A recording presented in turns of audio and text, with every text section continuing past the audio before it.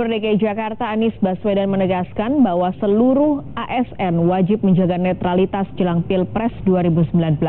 Pernyataan ini dilontarkan Anies menanggapi adanya kampanye calon legislatif di sekolah. Panitia Pengawas Pemilu Jakarta Barat menemukan dugaan pelanggaran kampanye caleg DPRD DKI Jakarta dari Partai Gerindra Muhammad Arif. Kampanye Arif dilakukan di lingkungan SMPN 127 Jakarta Barat.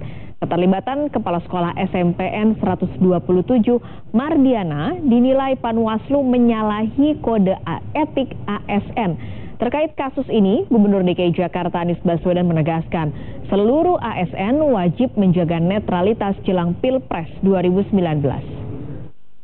Semua yang menyalahi ketentuan akan ditindak. Nanti kalau ada lapor, nanti kita akan proses.